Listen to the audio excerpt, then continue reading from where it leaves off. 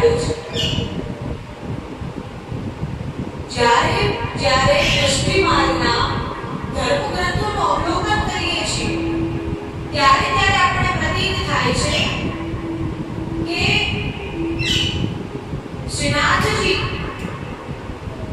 જ્યાં પુષ્ટિ સંપ્રદાયના પરમ આરાધ્ય છે એ શ્રીનાથજીનું પ્રાગટ્ય જ ગૌમાતાના કારણે છે. જે હાલ શ્રીનાથ દ્વારમાં વિરાજમાન છે એ શ્રીનાથજીનું પ્રાગટ્ય ગૌમાતાના કારણે થયું. ભગવાન શ્રી કૃષ્ણની ભક્તિ કરવાના અનેક માર્ગ છે.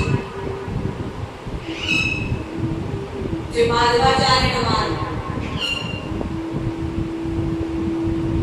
તે જ રીતે આ પુષ્ટિ માર્ગ પણ ભગવાન શ્રી કૃષ્ણની ભક્તિ કરવાનો એક અનેરો માર્ગ છે. અહીં શ્રીનાથજી પ્રભુની સેવા જે રીતે થતી હશે એ રીતે કદાચિત જ કોઈ બીજા અન્ય સંપ્રદાયોમાં પ્રભુની સેવા થતી હશે. એટલી અદ્ભુત રીતે અહીં શ્રીનાથજી પ્રભુની સેવા કરવામાં આવે છે.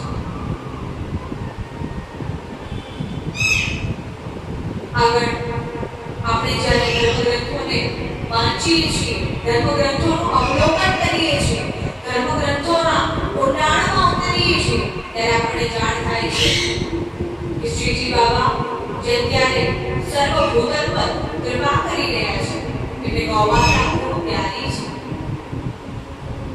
ગૌમાતા એમની પણ પરમ આરાધ્ય છે. અનેક સંપ્રદાય, અનેક ધર્મોમાં ગૌમાતાની ખૂબ મહિમા છે. એ જ રીતે પુષ્ટિ સંપ્રદાયમાં ગૌમાતાની અનેક મહિમા છે. શ્રીનાથજી સદૈવ ભક્તો પર કૃપા કરતા રહે છે. પણ જ્યારે જ્યારે મનુષ્ય ગૌમાતાની સેવા કરે છે ત્યારે ત્યારે શ્રી ગિરિરાજજી અને શ્રીનાથજી પ્રગટ થાય છે. ત્યારે ત્યારે પ્રગટ રૂપે આપણને આ ચર્મચક્ષુઓથી દર્શન આપે છે. ચર્મચક્ષુમાં જ્યારે ભાવ આવે છે, જ્યારે શ્રદ્ધા ઉત્પન્ન થાય છે ત્યારે ત્યારે જીવને અલૌકિક દર્શન થાય છે. જે રીતે લૌકિકમાં એક માતા પ્રાતઃકાળથી જાગતા હોય રાત્રિ પર્યંત સુધી પોતાના બાળકની સેવામાં તત્પર રહે છે, એ જ રીતે અહીં પુષ્ટિ સંપ્રદાયમાં એક વૈષ્ણવ, એક સેવક પ્રભુની સેવામાં પ્રાતઃકાળથી રાત્રિ પર્યંત સુધી તત્પર રહે છે.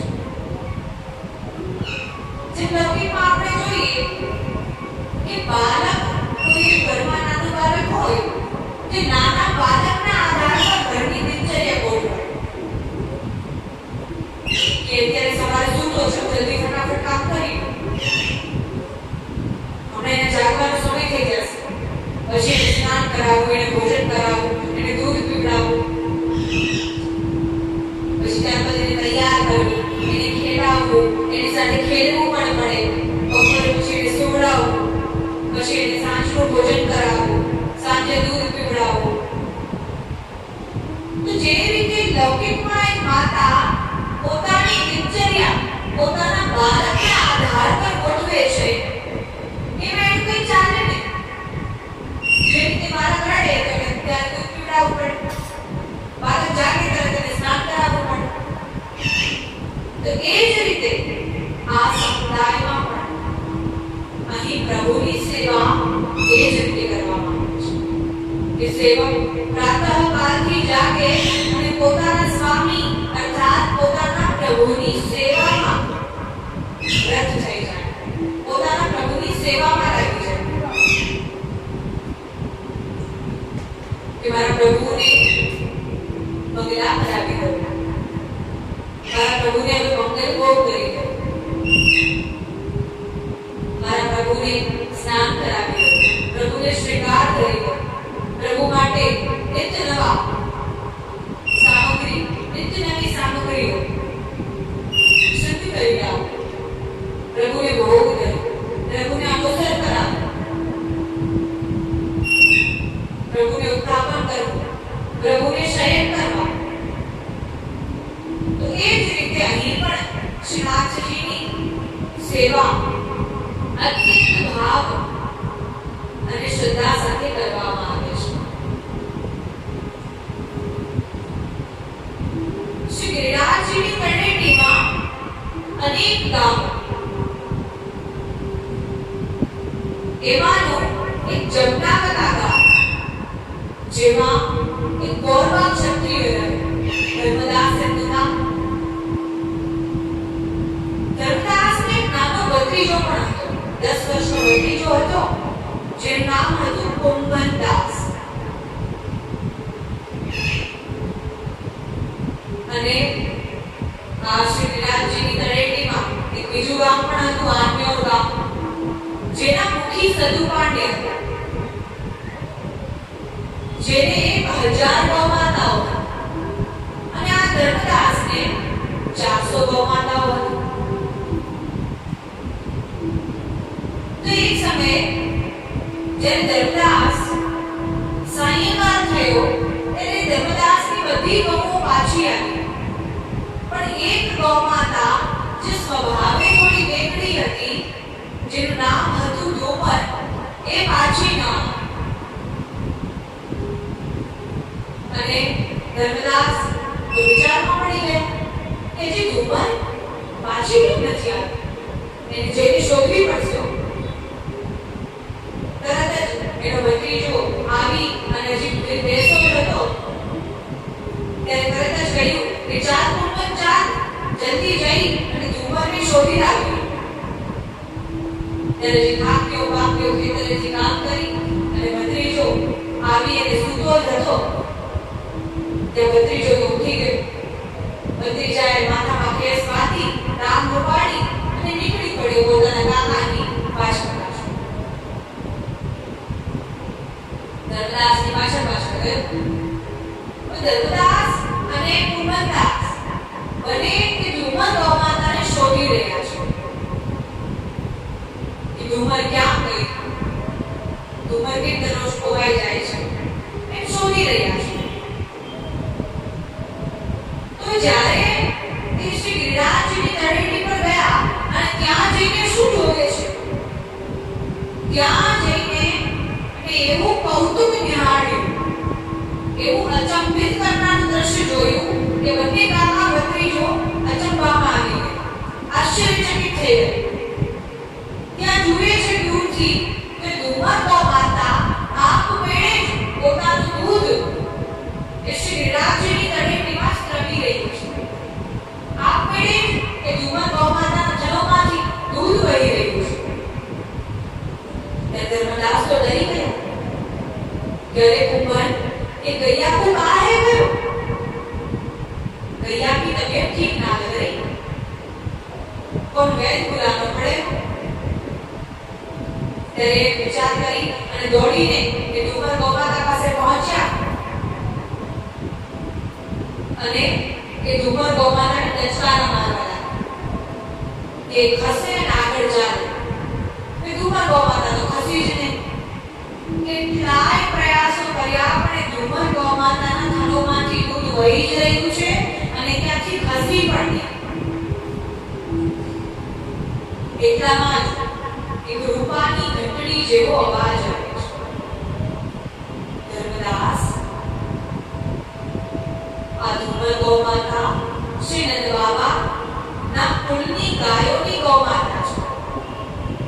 શ્રી નંદ બાબાનો જે ગોવંશ હતો એ વંશની આ ગૌમાતા છે. અને જેવી આપની ગૌમાતા છે એવી જ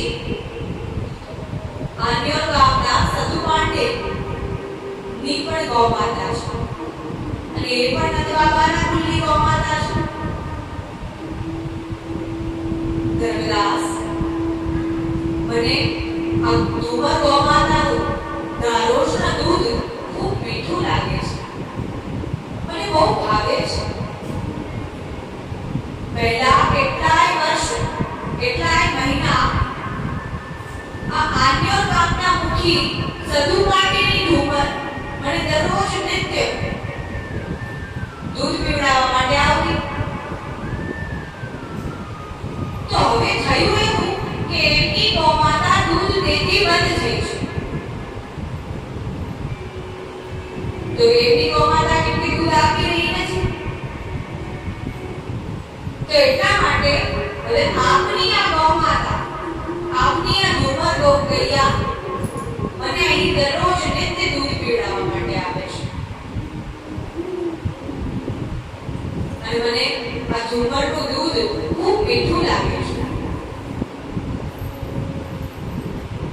તો આપ એમ કરો કે આ ઢુમર ગૌમાતા છે આપની, એમને આપને ત્યાંથી આવવામાં બહુ વિલંબ થઈ જાય છે. તો આપ આ ગૌમાતાને આન્યોરના મુખી સદુ પાટીને ત્યાં મૂકી આવો. કેમ કે એમને તો હજારો ગૌમાતા છે, તો ત્યાં મૂકી આવશો તેમને ખબર પડે. અને કેમ કે આ બંને ઢુમર સ્વભાવે વેગળી અને રંગે રૂપે સરખી દેખાવનારી છે, તો ત્યાં જઈને મૂકી આવો. અને કંઈ પૂછે તો ભાઈ આજે તમે જે કૌતુક નિહાળ્યું છે, આજે આપે જે દ્રશ્ય નિહાળ્યું છે એ દ્રશ્ય વિશે ગામમાં કોઈને વર્ણન કરતા નહીં, સાથે સદુ માટે પણ કંઈ કહેતા નહીં. ત્યારે એમને કુંભદાસને પણ કહ્યું, કુંભન, અરે ઓ કુંભન, તું પણ નિત્ય અહીં મારી સાથે ખેલવા આવ્યા કરશે. તું નિત્ય અહીં મારી સાથે ખેલવા આવજે, હું તારી પ્રતીક્ષા કરીશ. આપણે બંને સાથે ખેલીશું. આટલું સાંભળતા જ કુંભદાસને ત્યાં મૂર્છા આવી. મૂર્છા આવી ગઈ અને એમના શરીરના ભૌતિક પદાર્થો હલચલ મચી ગઈ. ત્યાં શું થયું? કે રૂપાની ઘંટડી જેવો અવાજ એટલો મધુર હતો, એટલો મોહિત કરનારો હતો કે ત્યારે ત્યાં બેભાન થઈ ગયો. ત્યારે ધર્મદાસે કુંભને જગાડ્યો. અને ત્યારે કુંભન જાગ્યો અને કહેવા લાગ્યો કે હા, હવે હું નિત્ય અહીં ખેલવા આવું છું. ત્યારે આટલું કહી અને અવાજ બંધ થયો. અને ધર્મદાસ અને એનો ભત્રીજો કુંભદાસ બંને આગળ ચાલવા લાગ્યા. એની પાછળ એક ઢુમર ગૌમાતા પણ ચાલવા લાગી. જાણે એમને બંનેને આ ઉપદેશ આપવાનો હતો એટલે ગૌમાતા હલતી ન હતી. આગળ ચાલવા લાગી અને બંને પહોંચી ગયા સદુ પાંડેના ઘેર.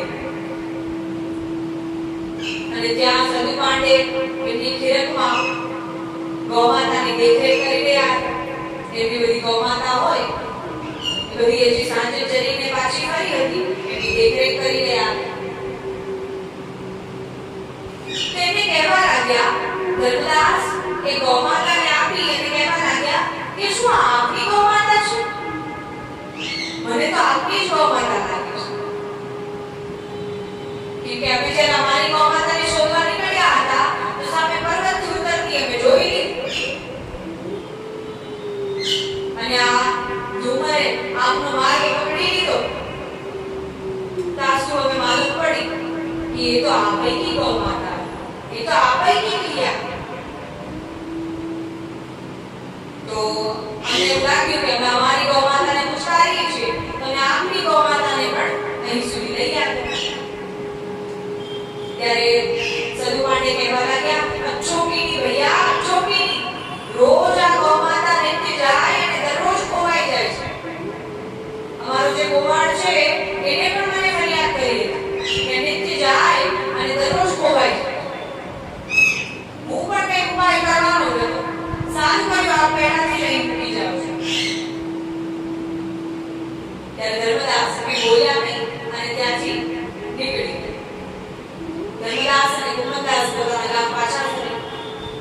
હવે આ સદુ પાંડે પાસે જે ગૌમાતા છે, જે ધર્મદાસની છે, એ હવે સંધુ પાંડેની જ કહેવામાં લાગી.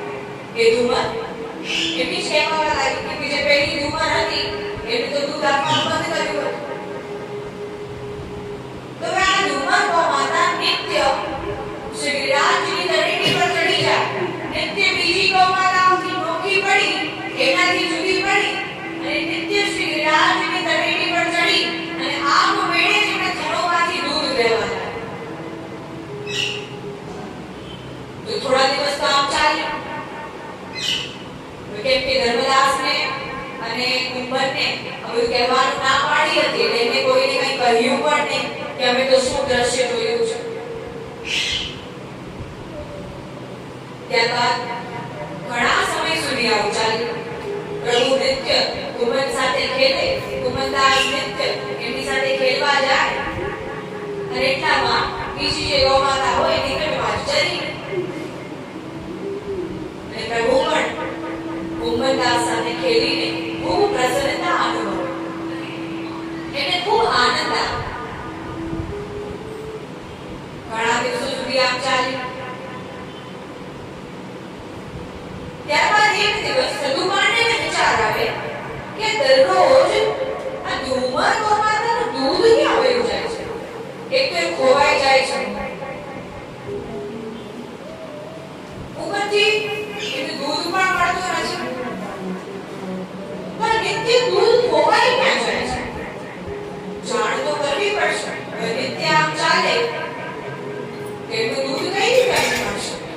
કોઈ બ્રજવાસી, કોઈ બીજો બ્રજવાસી આવી અને ધુમર ગૌમાતાનું દૂધ તો ચોરી કરી લેતો નથી. એટલે ગૌમાતા એક દિવસ માર્ગ ભૂલે, બે દિવસ માર્ગ ભૂલે, આ ધુમર તો દરરોજ માર્ગ ભૂલી જતી. ત્યારે એ વિચાર કરવા લાગી અને એમને એમના ભાઈ માણેકચંદને વાત કરી.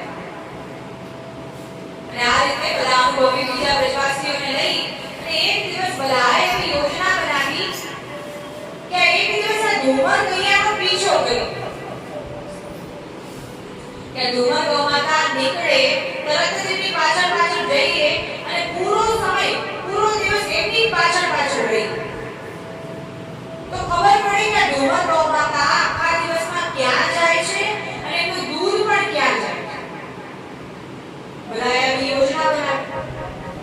ધર્મદાસ આ બાજુ એમને ત્યાં 400 ગૌમાતા છે એમની ખૂબ સેવા કરી રહ્યા છે. ત્યારે સંધુ પાંડે એમના ભાઈ માણેકચંદ અને બીજા અનેક અનુભવી બ્રજવાસીઓને લઈ અને બધા નીકળી પડ્યા ધુમર ગૌમાતાની પાછળ પાછળ. ધુમર ગૈયાનો પીછો કરી રહ્યા છે. બધા ચૂપચાપ ચૂપચાપ જઈ રહ્યા છે. ગૌમાતા પણ આગળ પાછળ જોઈ રહી છે કે કોઈ આવે તો છે મારી પાસે. તો ખૂબ સુંદર દ્રશ્ય દેખાઈ રહ્યું છે. ત્યારે બ્રજવાસીઓ છુપાઈને બધા જુએ અને એ ધુમર ગૌમાતા તો દોડતી દોડતી શ્રી ગિરિરાજની તળેટી ઉપર ચડી. ગિરિકંદરા ત્યાં ચડી ગઈ અને આમ મેળે જેના થળોમાંથી ફરી દૂધ વહેવા લાગ્યું. આ બધું જોઈને બધા બ્રજવાસીઓ પણ વિચાર કરે અહીંયા તો કોઈ બીજો વ્યક્તિ પણ દેખાતો નથી અને ગૌમાતાએ નથી કોઈ ડચકારા માર્યા કે નથી કોઈ દૂર ભગાવી કે કોઈ રીતે રીતે ચડી. ત્યારે એમને વિચાર આવ્યો કે આ ગૈયાને કંઈ થઈ ગયું છે, એને કંઈ થઈ ગયું છે. બધા ડરી ગયા.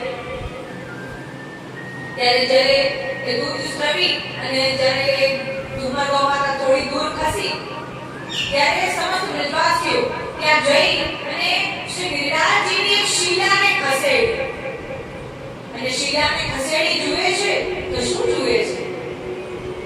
સાક્ષાત સ્વરૂપના દર્શન કરે છે. 7 વર્ષનો નાનો શ્યામ વર્ણનો બાળક ત્યાં ખેલી રહ્યો છે અને ત્યાં ઉપર ગિરિકંદરામાંથી જુએ છે તો એકદમ મોહિત કરનારું સ્વરૂપ જેના દર્શન કરી સમસ્ત બ્રજવાસીઓ પ્રસન્ન થાય છે. અને બધા પૂછવા લાગ્યા કે આ કોણ છે અને આપનું નામ શું છે? ત્યારે પેલી રૂપાની ઘંટડી જેવો જે અવાજ હતો એવો અવાજ ફરીથી સંભળાયો કે હે બ્રજવાસીઓ, હું દેવદમન છું. મારું નામ દેવદમન છે. અને આ રીતે આપણી આ ગૌમાતા છે એ નંદ બાબાના કુલની ગાયોનો જે વંશ હતો એ ગૌવંશમાંથી છે. અને મને આનું દૂધ ખૂબ મીઠું લાગે છે. મને આનું ધારોશનું દૂધ બહુ મીઠું લાગે છે, જે મને બહુ ભાવે છે. અને આ ગૌમાતા નિત્ય મને દૂધ પીવડાવવા આવે છે અને મને બહુ આનંદ આવે છે. ત્યારે બધા વિશ્વાસીઓ કહેવા લાગ્યા કે જરા દેવ છો, આપ કોઈ દેવતા છો તો આપ બહાર આવો, અમે આપની સંપૂર્ણ રીતે પૂજા કરીશું. આપ આપના સંપૂર્ણ સ્વરૂપનું દર્શન કરાવો. ત્યારે દેવદમન દેવતા કહેવા લાગ્યા કે ના ના, હજુ તો વાર છે. હજુ જેને મને પ્રગટ કરવાના છે એવું પ્રાગટ્ય પણ થઈ ચૂક્યું છે. તો એ જ્યારે અહીં પધારશે ત્યારે એ જ મારું સંપૂર્ણ પ્રાગટ્ય કરશે. આટલું કહી અને પ્રભુ કહેવા લાગ્યા કે આપની જે દીકરી છે નરો, સગુ પાંડેની દીકરી પણ નાની હતી, સાથે 3 વર્ષની દીકરી. ત્યારે કહેવા લાગ્યા કે આપની આ દીકરી છે જે નરો, મને નાની નાની દીકરીઓ પણ બહુ ભાવે છે, એની સાથે મને ખેલવું બહુ ગમે છે.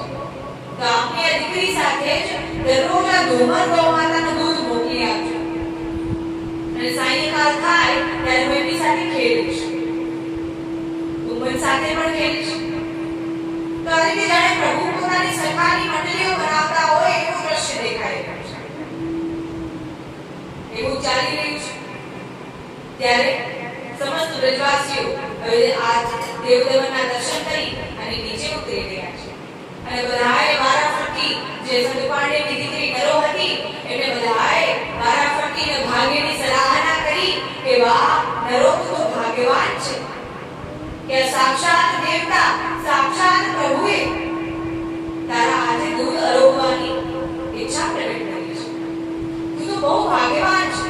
હજુ તો તારું જીવન શરૂ પણ થયું નથી અને તારું ભાગ્ય તો સૌભાગ્યમાં પરિવર્તિત થઈ ગયું. ત્યારે નરો પણ ખૂબ હસવા લાગ્યો. નરો પણ ખૂબ પ્રસન્ન છે કે અચ્છા, આ કોઈ ભગવાન છે, આ કોઈ દેવતા છે. તો ભગવાન મને કહી રહ્યા છે કે તું મારી સાથે ખેલવા આવ. ભગવાન મને કીધું કે મારે તારા હાથનું દૂધ પીવું છે. ત્યારે આ રીતે કહી નરો પણ ખૂબ પ્રસન્ન અને નિત્ય નરો ધુમર ગૌમાતાનું દૂધ લઈ અને નિત્ય કૃષ્ણ ગિરિરાજની તરણી પર આવે અને ગિરિગદ્રામાં નાનો બાલક 7 વર્ષનો શ્યામ વર્ણનો એને નિત્ય દૂધ ગ્રહણ કરાવે અને પ્રભુ નિત્ય દૂધનો અંગીકાર કરે. તો આ રીતે ધુમર ગૌમાતાના દૂધની વાસ્તવિકતા જાણવા માટે જ્યારે બ્રજવાસીઓએ એ શ્રી ગિરિરાજની શિલાને ખસેડી ત્યારે જ તેમને જાણ થઈ ને કે અહીં તો કોઈ દેવતાનું પ્રાગટ્ય થયું છે, અહીં તો કોઈ પ્રભુ વિરાજમાન છે. તો જ્યારે જ્યારે આપણા ધર્મ ગ્રંથોનું અવલોકન કરીએ છીએ ત્યારે ત્યારે આપણને જાણ થાય છે કે પ્રભુ શ્રીનાથજીનું પ્રાગટ્ય એ ધુમર ગૌમાતાના કારણે થયું છે. એ ધુમર ગૌમાતા નંદ બાબાના ગોવંશના કુલની હતી એટલા માટે નિત્ય એને પહેલેથી જ જાણે પ્રભુએ પ્રેરણા કરી કે હું અહીં વિરાજમાન છું, તો અહીં આ અને આપણું દૂધ મને અંગીકાર કર્યું છે. જાણે પ્રભુએ પહેલાથી જ પ્રેરણા કરી. અને આ જ રીતે ધુમર ગૌમાતા પણ નિત્ય શ્રીનાથજી પ્રભુ સાથે નિત્ય ખેલવા લાગ્યા. અને અહીં આ બાજુ ચંપારણમાં શ્રી મહાપ્રભુજીનું પ્રાગટ્ય થયું છે. શ્રી મહાપ્રભુજીનું પ્રાગટ્ય થયું છે અને જ્યારે સમય આવ્યો કે હવે એને સંપૂર્ણ પ્રગટ કરવાના છે, આ દેવદમન દેવતાને સંપૂર્ણ દર્શન સમસ્ત સંસારને આપવા છે, ત્યારે એ સમયે શ્રી મહાપ્રભુજી શ્રી ગિરિરાજજીની તળેટીમાં પધાર્યા. આપણે કે સંપૂર્ણ ચરિત્ર લેશું નહીં એટલે આપણે ગૌમાતાની કથાઓને શ્રવણ કરવાની છે, એટલે આપણે સંક્ષિપ્તમાં ચરિત્રો શ્રવણ કરીશું. તે રીતે શ્રી મહાપ્રભુજી ગિરિરાજજીની તળેટીમાં પધાર્યા અને એમને રાત્રિમાં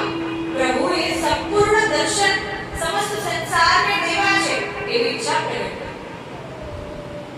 ત્યારે રાત્રિમાં સદુ પાંડેના ઘેર રોકાણ કર્યું અને શ્રી મહાપ્રભુજી એ દેવદમનના પ્રાગટ્યની કથા સદુ પાંડે અને અન્ય બ્રજવાસીઓના મુખેથી સાંભળી કે પ્રભુ કઈ રીતે અહીં પ્રગટ થયા અને પ્રભુએ કઈ રીતે અહીં દર્શન આપ્યા અને કઈ રીતે આ દુર્મર ગૌમાતા જ્યારે નિત્ય ખોવાઈ જતી, નિત્યનું દૂધ ક્યાં છે એ એમને જાણ ન થતી, એટલે એમનો પીછો કર્યો અને એમના જ્યારે પાછળ ગયા તો આ સાક્ષાત સ્વરૂપના અમને દર્શન થયા, જે અત્યંત મોહિત કરનારું છે, જે અત્યંત સુંદર અને સ્વરૂપવાન છે, એવા પ્રભુના દર્શન થયા.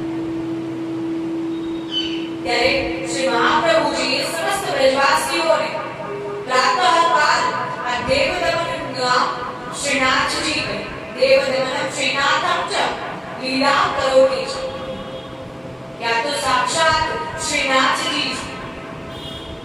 ત્યારબાદ એનું નામ શ્રીનાથજી પડે અને લોકો એમને શ્રીનાથજીના નામથી જાણતા.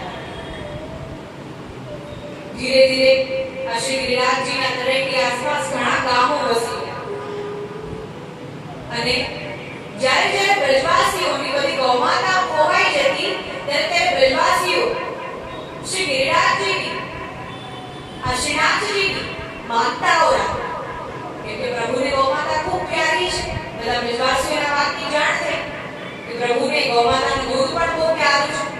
તો જાણે આપણે પ્રભુની લાલચ આપતા હોય ને કે પ્રભુ તમે મારું આ કામ કરી દો તો હું તમને એક કટોરી માખણ દઈશ, પ્રભુ તમે મારું આ કાર્ય કરી આપશો ને તો હું આપને 1 લીટર ખીર દૂધની ખીર દઈશ. આપણે પણ એમ કરીએ છીએ.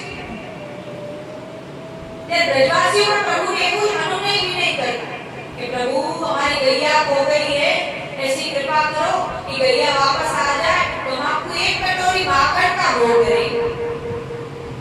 आपने 1 कटोरी माखण दईશું, आपने दूध दईશું, आपने दही दईશું. એ રીતે પ્રભુ બધાની ગૌમાતાઓને શોધી લાવ્યા કે પ્રભુને માખણ બહુ પ્રિય છે, પ્રભુને નવનીત બહુ પ્રિય છે, પ્રભુને દૂધ બહુ પ્રિય છે. હવે જ્યાં પ્રભુને એમ લાગે કે ના ના ભક્ત તો બહુ ભાવવાળો છે, તો પ્રભુ એના મનમાં પ્રેરણા કરે કે પ્રભુ મારું આ કાર્ય સંપન્ન કરો તો હું આ મનોરથ કરીશ, પ્રભુ મારું આ કાર્ય સંપન્ન કરો તો હું આ ઉત્સવ કરીશ, પ્રભુ અગર મારું આ કાર્ય સંપન્ન કરશો ને તો હું આપના માટે ખૂબ સુંદર સુંદર સાજ બનાવીશ, મારા હાથે બનાવીશ. આપણે પણ વાનને વિનય કરીએ છીએ અને પ્રભુ એવા ભોળા છે કે આપણું કાર્ય સંપન્ન પણ કરે છે. કેમ કે ભક્તની સેવાના વશમાં છે ભગવાન. આપણે ત્યાં તો કેમ કે આપણે માતાના ભાવથી સેવા કરીએ છીએ, આપણું બાલક સમજીને આપણે સેવા કરીએ છીએ. પ્રાતઃકાલથી પ્રભુને જગાવીએ, સ્નાન કરાવીએ, ભોગ ધરીએ, અનુસર કરીએ કે પ્રભુ આપ આરામ કરી લો, ફરી આપણે ઉત્થાપન ભોગ કરીએ, એને ફરી આપણે જ્યારે અનુસર સંપન્ન થાય ઉત્થાપન ભોગ કરીએ, જારી વારંવાર બદલીએ કે પ્રભુને જલ પીવું છે, મારા પ્રભુને ભોજન કરવું છે, પ્રભુ માટે કેટલી સામગ્રીઓ દઈએ. પ્રભુ આપણા પર પ્રસન્ન છે એવું ક્યારે સમજવું? આપણે ક્યાંક બેઠા બેઠા વિચાર કે રોજ એટલી સેવા કરું છું, આખો દિવસ મારો સેવામાં વયો જાય તો પ્રભુ મારા પર પ્રસન્ન થતા નથી. ખબર નહીં એવું હવે શું કરું કે પ્રભુ મારા પર પ્રસન્ન થાય અને મારી બધી મનોકામના પૂર્ણ કરે. ક્યારેક જ્યારે આપણે થાકી ગયા હોય ને કંટાળી ગયા હોય તો આપણે ફરિયાદો પ્રભુને કરીએ કે દરરોજ આપણે એટલી સેવા કરું છું તો કંઈક કૃપા તો કરો. પણ જ્યારે મનુષ્યના જીવનમાં ગૌમાતાનો સત્સંગ આવે છે ત્યારે મનુષ્યએ સમજવું કે પ્રભુ આપણા પર પ્રસન્ન છે.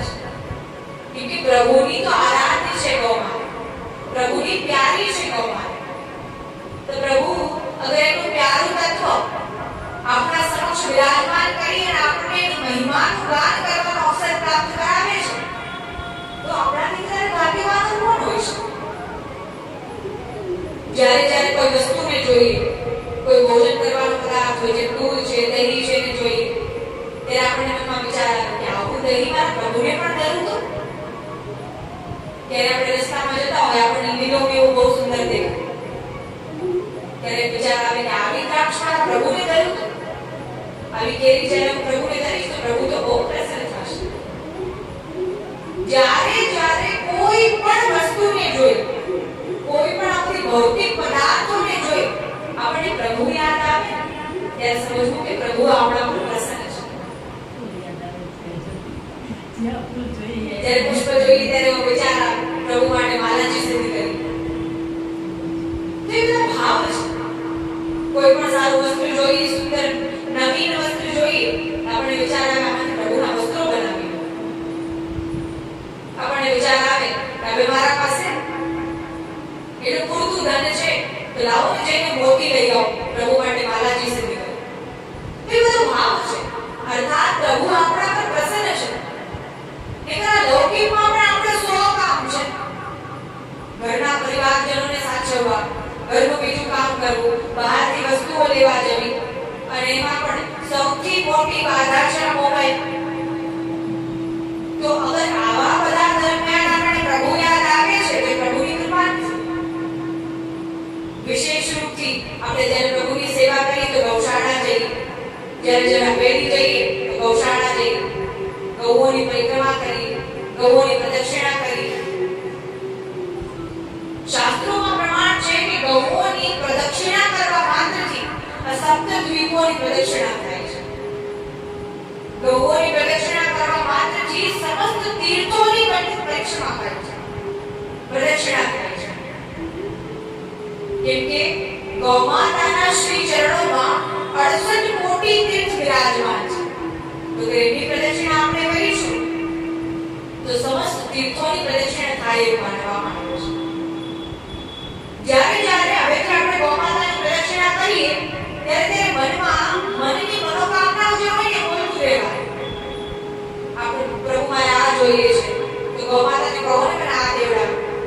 ગૌમાતા મારે આ જોઈએ છે, મારે આ મારા જીવનમાં આ કાર્ય છે એને સંપન્ન કરવું છે. કોઈ પણ ફરિયાદ હોય, કોઈ પણ મનની ઈચ્છાઓ હોય એ પ્રદક્ષિણા કરતા કરતા ગૌમાતાને બોલવા, જેનાથી ગૌમાતા આપણી સમસ્ત મનોકામનાને પૂર્ણ કરે છે અને આપણા જીવનમાં સુખ પ્રદાન કરે છે, શાંતિ પ્રદાન કરે છે. તો આ રીતે અહીં પ્રભુ ગૌમાતા સાથે ખેલી રહ્યા છે. ખૂબ નિત્ય આનંદ કરે. નરો આવે, કુંવરદાસ આવે, બધા સખાઓ આવે અને પ્રભુ સાથે ખેલે અને પ્રભુને બહુ આનંદ આવે. ખૂબ ઉત્સાહપૂર્વક પ્રભુ ખેલે. અને એ દરમિયાન પૂરણમાં શક્તિથી મંદિર સિદ્ધ કરાવે. એના સ્વપ્નમાં આવી પ્રભુ આવ્યા અને એને મંદિર સિદ્ધ કરવાની પ્રેરણા અને દેવાલયની રીતિથી મંદિર સિદ્ધ કરાવ્યું. ત્યારે મંદિર સિદ્ધ કરાવ્યું અને સાથે સાથે ગૌશાળા પણ નિયુક્ત કરાવી, જેમાં 1200 જેટલી ગૌમાતાઓ બિરાજમાન હતી. જ્યારે મંદિર સિદ્ધ કરાવ્યું અને સાથે સાથે અન્ય પ્રદેશોના લોકો આવીને પણ ત્યાં પ્રભુ સમક્ષ ગૌદાન કરવા, ગૌઓનું દાન કરવા, અને પ્રભુને પણ અનેક ગૌઓ દાનમાં આપવા લાગ્યા. એ રીતે ગૌઓની સંખ્યા વધતી ગઈ, ગૌવંશ વધતો ગયો, ગૌવંશમાં વૃદ્ધિ થતી ગઈ. અને ત્યાં બીજી ગૌશાળા નિયુક્ત કરી અને શ્રી નાથદ્વારાથી 3 કિલોમીટર દૂર નાથુવાસ નામક ગૌશાળા નિયુક્ત કરવામાં આવી. કેમ કે બધી ગૌમાતાઓ હવે સમાધિની જેટલી ગૌમાતાઓ છે, ગૌમાતાની સંખ્યાઓ વધતી જાય છે અને પ્રભુનો એટલો આનંદ પણ વધતો જાય છે. કેમ કે પ્રભુને ગૌમાતાના નિકટમાં રહી આનંદ એટલો આવે છે. જ્યારે જ્યારે આપણે ગૌમાતાના નિકટ હોઈએ ત્યારે સમજવું કે પ્રભુના નિકટ છે. કેમ કે આપણા મનમાં વિચાર આવે કે આ કલયુગમાં કેમ પ્રભુ આવવાના છે? પ્રભુ થોડી કલયુગમાં દર્શન દેશે. તો જ્યાં જ્યાં ગૌમાતા બિરાજમાન છે ત્યાં પ્રભુ સાક્ષાત રૂપે બિરાજમાન છે. કે પ્રભુને ગૌ ખૂબ પ્યારી છે. તો જ્યાં જ્યાં ગૌમાતા ત્યાં પ્રભુ. ક્યારેક પ્રભુ ગૌમાતાની પાછળ ભાગે તો ક્યારેક ગૌમાતા પ્રભુની પાછળ ભાગે. એવું ભાવ પ્રગટ કરવાનો છે. આ બધી ભાવની વાત છે. ભાવથી કરીએ તો આપણે પ્રભુ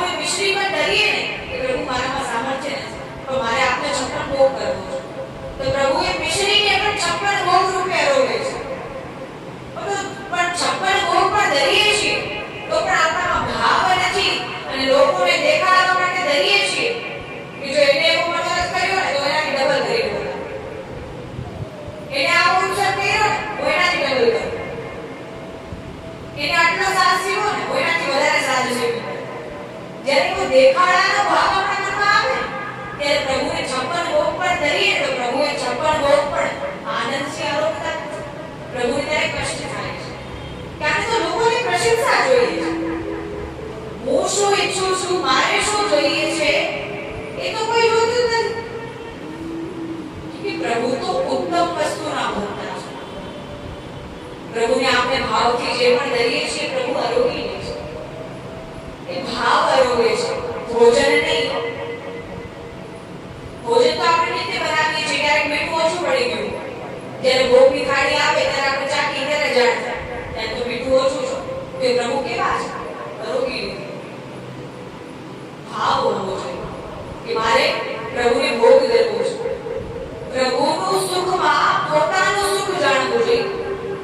દરરોજ આપણે પ્રભુ પાસે ફરિયાદ કરીએ છીએ ત્યારે પ્રભુને પણ પૂછવું કે પ્રભુ આજે આપણે આ જ વસ્તુ જરૂર, પ્રભુ આજે આપણે આ જ વસ્તુ જરૂર, આજે આપણે આ મારા જીવન પ્રભુને બતાવીને ફટાફટ આપણે કામ છે, જલ્દી ઘરનું કામ કરવું છે, રસોઈ કરવી છે, બાળકોને સ્કૂલ મોકલવા છે, ટિફિન તૈયાર કરવું ને એમાં લાગ્યા રહીએ. જલ્દી પ્રભુને શ્રીંગાર ધરી દઈએ, સ્નાન કરાવી દઈએ. તો એમાં કોઈ પ્રાપ્ત થવાનું નથી. એમાં કોઈ પ્રશંસાથી વધારે કોઈ અતિરિક્ત પ્રાપ્ત થવાનું નથી. લોકો બસ પ્રશંસા કરશે કે આ બેન તો જો કેવા સારા છે, સારા સાથે સાથે ઘરની સેવા પણ છે. તો એમને શું ખબર કામ પહેલા કરે, સેવા પછી કરે. એટલા માટે પ્રભુને ક્યારેક પૂછવાનું પણ ના કે પ્રભુ આપને આનંદ આવે છે, પ્રભુ મારાથી કઈ કષ્ટ થતો હોય, મારાથી કઈ ત્રુટિ થતી હોય તો હું તો અબોધ છું, મારામાં એટલી બુદ્ધિ નથી. આપ મને બુદ્ધિ આપજો, આપ મને કોઈ પ્રેરણા આપજો, આપ મને કોઈ સંકેત આપજો જેનાથી પ્રભુ જાણી લે કે આપને આ વાતમાં ત્રુટિ દેખાઈ રહી છે. પ્રભુ આપને ભોજન ભાવતું નથી, પ્રભુ આપને વસ્ત્રો ગમતા નથી, પ્રભુ આપને બાલાજી ગમતી નથી. ત્યારે પ્રભુને પણ પૂછો તો પ્રભુને આનંદ આવશે કે આ ભક્તને તો બીજી બધી ચર્ચાઓ કરતા ભારતમાં વધારે શ્રદ્ધા છે. જ્યારે આપણે પ્રભુ સમક્ષ જોઈએ છીએ ત્યારે પ્રભુ પણ આપણા સમક્ષ જોઈએ છે. તો સેવા સિદ્ધ થઈ એવું ક્યારે જાણવું? દરરોજ આપણે જલ્દીમાં હોય, જલ્દી સેવા કરીને બીજી હવેલીઓ જાવું છે, ઓલી હવેલીમાં જાવું છે, વાહ જાવું છે. ઘરે પ્રભુ રાહ જોતા હોય કે આજે ઉત્સવ છે, તું મારું તો કઈ કર. ઘરે પ્રભુ રાહ જોતા હોય, ભલે ને રમતા લાલા હોય, ભાવ છે. રમતા લાલા હોય તો એમાં તો કોઈ નિયમ નથી કે આજ તમારે કરવું છે. ભાવ થાય તો સેવા શુદ્ધ થઈ એવું જાણવું હોય તો નિત્ય પ્રભુને જ્યારે સ્નાન શૃંગાર ધરીએ અને ત્યાં મંદિરમાંથી જતા હોય, દર્શન કરીએ તો પ્રભુને નિરખીને જોવાય. પ્રભુનું સ્વરૂપ આપણા જેવું દેખાય ત્યારે સમજવું કે પ્રભુ આપણી સેવાથી પ્રસન્ન છે. જે માતા હોય લૌકિકમાં એનો પુત્ર કેમ એના જેવો દેખાય, સ્વભાવ ભલે અલગ એ પછીની વાત, પણ મુખ એના જેવું દેખાય. એ તું તો એકદમ તારી મમ્મી જેવો લાગે છે, તું તો એકદમ તારા પપ્પા જેવો લાગે છે. આપણે કહીએ છીએ પ્રભુની સેવામાં જેટલો ભાવ રાખીશું પ્રભુ એટલા પ્રસન્ન થશે અને પ્રભુનું મુખ ધીરે ધીરે આપણા જેવું થઈ જ જશે. દરરોજ આ રીતે પ્રભુને દેખીને દર્શન કરવા અને જ્યાં જ્યાં પ્રભુ વિરાજમાન છે ત્યાં પ્રભુ સાક્ષાત સ્વરૂપે વિરાજમાન છે. તો ગૌઓને ક્યારે પીડા ન પહોંચાડે, ગૌઓને ક્યારે હેરાન ન કરે. ગૌ માતા સાક્ષાત 33 કોટી દેવતા સ્વરૂપે આપણા આંગણામાં આવી વિરાજમાન થાય, ઊભી રહે. ત્યારે આપણે કામમાં વ્યસ્ત હોય અને એને ભગાવી દઈએ છીએ. કામ છે, ઘરનું કાર્ય છે પણ કરવાનું છે. એ દરમિયાન અગર ગૌ માતાને 2 રોટલી આપી દઈએ, એક ગોળનો ગામડો આપી દઈએ, રોટલીમાં સુંદર ગૌ માતાથી જ બનેલું, ગૌ માતાના દૂધથી જ બનેલું ઘી લગાવી દઈએ, ગોળ આપી દઈએ તો ગૌ માતા કેવી પ્રસન્ન થાય. જ્યારે ગૌ માતા દુખી છે ત્યારે સમજવું પ્રભુ પણ દુખી છે. જ્યારે ગૌ માતા આપણાથી પ્રસન્ન છે સમજવું પ્રભુ પ્રસન્ન છે. તો આ રીતે પ્રભુની સેવામાં પણ ઘણી ગૌઓ પણ દાનમાં આવવા. પ્રભુએ પોતાની સ્વર્ણ વીંટી સદુપાંડેને આપી અને એવી ધૂમર ગૌ માતાને ખરીદી અને એવી સેવામાં રાખી કે અમે આ ગૌઓનું દાન એમને ન લઈ શકીએ. તો પ્રભુએ સાક્ષાત રૂપે પોતાના અંકુશની સ્વર્ણવીટી કાઢી અને સદુપાંડેને આપી અને ધુમર ગૌમાતાને એની સેવામાં વધારી. અનેકો મણ અનેકો લીટર દરરોજ ગૌમાતાનું દૂધ, દહીં, માખણ ખૂબ પ્રભુને ભોગ ધરાવવા. આ રીતે સેવા આગળ વધતી રહી. શ્રી આચાર્યજી મહાપ્રભુજી બધા સેવકોને નિયુક્ત કરતા રહ્યા અને એ રીતે ધીરે ધીરે બધા એક એક સેવકો આવતા ગયા, એક એક ભગવતીઓ, એક એક વૈષ્ણવ આવતા ગયા, એક એક સખાઓ આવતા ગયા અને એ રીતે અષ્ટ સખાઓની મંડળી બની.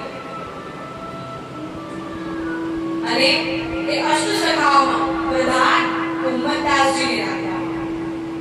એટલે કુંભદાસજી 10 વર્ષના હતા ત્યારથી પ્રભુ સાથે ખેલે છે, આનંદ કરે છે. તો પ્રભુને પણ કુંભદાસજી ખૂબ પ્રિય છે, કેમ કે એનામાં એ ભાવ જોવે છે અને ભાવથી જ પ્રિયતા વધે છે, ભાવથી જ પ્રીતિ વધે છે. અને આ રીતે જ્યારે કુંભદાસના વિવાહ થયા તેને 7 દીકરા થયા.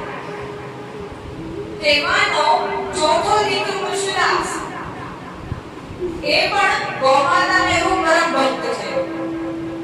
ખૂબ ગૌ સેવા કરે, ગૌમાતાની નિત્ય સેવા કરે, ગૌઓને ચરાવવા જાય, ગૌઓને ભોજન કરાવે, ગૌઓ પ્રસન્ન છે, ગૌઓ આનંદમાં છે, એ બધી વાતની કાળજી રાખે, એ બધી વાતની સાવધાની રાખે કે મારી ગૌઓ અપ્રસન્ન તો નથી.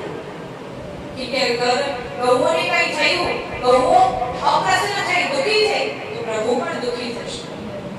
તો પહેલા સેવા એ ગૌઓની કરવા જાય, તો પ્રભુ પછી પ્રભુની સેવામાં દર્શન કરવા આવા હતા કૃષ્ણદાસ. તો એક સમયે જ્યારે કૃષ્ણદાસ ગૌઓને ચરાવી અને પાછા આવતા હોય તો આનંદથી, મસ્તીથી દોહા લગાડતા હાથમાં લાકડી છે અને ધીરે ધીરે આવી રહ્યા છે. તો બધી ગૌમાતાઓ તો દોડીને ખેતરમાં વહી ગઈ, ગૌશાળામાં વહી ગઈ, પણ એક જરા ભારે શરીરવાળી હૃષ્ટ-પુષ્ટ ગૌમાતા હતી એ થોડી ધીરે ધીરે ચાલતી હતી. તો એ ધીરે ધીરે ચાલે તો એ ખેતમાં પહોંચી શકી નહીં અને એટલામાં જ એક વાઘ આવ્યો. ઘણા સ્થાન પર વાઘનું વર્ણન છે, ઘણા સ્થાન પર સિંહનું વર્ણન છે. તો ત્યાં વાઘ આવ્યો અને ગૌમાતા પર આક્રમણ કરી નાખ્યું. ગૌમાતા પર આક્રમણ કર્યું ત્યારે કૃષ્ણદાસ તો ખૂબ ડરી ગયા અને કેમ કે હિંમતવાન પણ હતા, બળપૂર્વક એમને વાઘનો સામનો કર્યો અને કહેવા લાગ્યા કે અરે દુષ્ટ નરાધમ, તારામાં એટલી સામર્થ્યતા કે તું આ શ્રીનાથજીની ગૌમાતા પર આક્રમણ કરે છે? તારામાં અગર એટલી સામર્થ્યતા હોય, એટલી શક્તિ હોય તો તું મારા પર આવ ને. આ શ્રીનાથજીની ગૌમાતાને કેમ કષ્ટ આપી રહ્યો છે, એને કેમ પીડા આપી રહ્યો છે, એના પર કેમ આક્રમણ કરી રહ્યો છે? ત્યારે વાઘ કહેવા લાગ્યો કે અરે મૂર્ખ મનુષ્ય, મૂર્ખ ગ્વાલ, તું મૂર્ખ છે. તું અહીંથી ચાલ્યો જા, તો તારા પર આવ્યો તો તને પણ નહીં મૂકું અને ગૈયાને પણ નહીં મૂકું. ત્યારે બળજબરીથી, બળપૂર્વક હિંમત રાખી અને કૃષ્ણદાસે એ વાઘનો સામનો કર્યો અને કૃષ્ણદાસે પોતાની લાકડીથી એ વાઘ પર આક્રમણ કર્યું અને એને ખૂબ મારવા લાગ્યો. ત્યારે વાઘે પણ ઘણા પંજા માર્યા અને કૃષ્ણદાસ કહેવા લાગે, ગૈયા તું ભાગ, જલ્દી ભાગ, ગૈયા તું ભાગ. ગૌમાતાને ભલાવા લાગી કે ગૌમાતા મારી માં છે, ગૌમાતા પ્રભુની પ્યારી છે, તો ગૌમાતાને કોઈ જવા ન દઈ શકે. એને ખૂબ હિંમત રાખી, ખૂબ બળપૂર્વક એ વાઘનો સામનો કર્યો અને આખરે એ વાઘે કૃષ્ણદાસનો વધ કરી નાખ્યો. કૃષ્ણદાસ ત્યાં ને ત્યાં મૃત્યુ પામ્યા. આ બાજુ એ ગૌમાતા ગૌશાળામાં વહી ગઈ, ખેતમાં વહી ગઈ અને જે આ બાજુ ગૌમાતાની સેવા કરવામાં 4 ગ્વાલ વિશેષ રૂપથી રાખ્યા. તેમાં જે બીજા ગ્વાલ હતા ગોપીનાથ દાસ ગ્વાલ, એને આ બધું દ્રશ્ય જોઈ લીધું અને જલ્દી જઈ શ્રી આચાર્યજી મહાપ્રભુજીના પુત્ર શ્રી ગુસાઈજીને આ બધું દ્રશ્ય કહ્યું. કે આ રીતે વાઘે કૃષ્ણદાસ નું વધ કર્યું છે, એને મારી નાખ્યો છે. ત્યારે શ્રી ગુસાઈજી કહેવા લાગ્યા કે ગૌઓના પાછળ તેમના પ્રાણોનો ત્યાગ કર્યો છે, તો એ તો ઉત્તમ વાત છે, એમની ગતિ ઉત્તમ થશે, અવશ્ય એમને બોલો ધામની પ્રાપ્તિ થશે.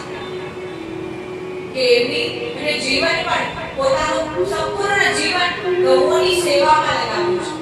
એમની ગતિ તો ઉત્તમ થવાની જ છે, એમાં કોઈ સંદેહ નથી. ત્યારે એટલામાં જ એક સમાચાર સાંભળી અને કોઈ ત્રીજો વાર આવી કહે છે કે ના ના, આ ગોપીનાથ દાસને તો કઈ બીજું દ્રશ્ય જોયું હશે. બાકી હું તો હજી હમણાં જ જોતો આવું છું કે શ્રીનાથજી એ હૃષ્ટ ભારે શરીરવાળી ગૌમાતાને સ્વયં દોહી રહ્યા છે, એનું વાછરડું ત્યાં આમ તેમ રમી રહ્યું છે, અને કૃષ્ણદાસ આ દ્રશ્યનું કૌતુક નિહાળી રહ્યા છે. તો આમે જે જોયું છે બધું ખોટું છે. કૃષ્ણદાસ તો ત્યાં જ છે, એની કઈ મૃત્યુ નથી થઈ. ત્યારે શ્રી ગુસાઈજી કહેવા લાગ્યા કે ગૌમાતા કૃષ્ણદાસને ક્યારેય છોડે નહીં. કૃષ્ણદાસ આવા કૃપાપાત્ર ભગવતી હતા. એમને એવી ગૌસેવા કરી કે ગૌમાતાએ પ્રત્યક્ષ રૂપથી પ્રતિપાદ કૃષ્ણદાસને ત્યાં જ પ્રગટ કર્યું. ત્યાં કૃષ્ણદાસને પ્રગટ કરી એમની સેવાથી એટલા પ્રસન્ન હતા. ત્યારે પ્રભુ પણ આ વાત સાંભળી, આ સમાચાર સાંભળી ખૂબ પ્રસન્ન થયા કે આવી સેવા. નહીંતર પહેલા કોઈ એકબીજાને ઉપદેશ આપતા નહીં કે તમે આવી સેવા કરજો, તમે આમ સેવા કરજો, તમે આમ પુણ્યની પ્રાપ્તિ થશે. એ તો વ્યાસજીએ આપણે બધા પુણ્યો બતાવ્યા છે. પહેલા તો ભાવ પ્રગટ કે આ તમારા પ્રભુની ગૌમાતા છે, પ્રભુને પ્રસન્નતા થાય, પ્રભુ આનંદ માને, મારે એ રીતે સેવા કરવાની છે. આ ગૌઓની સેવાથી પ્રભુ આનંદિત રહે છે, તો મારે આ રીતે સેવા કરવાની છે. ભલે પછી મારે મારા પ્રાણોનો ત્યાગ કરવો, આ ગૌમાતાને હું ક્યારેય કઈ નહીં થાય.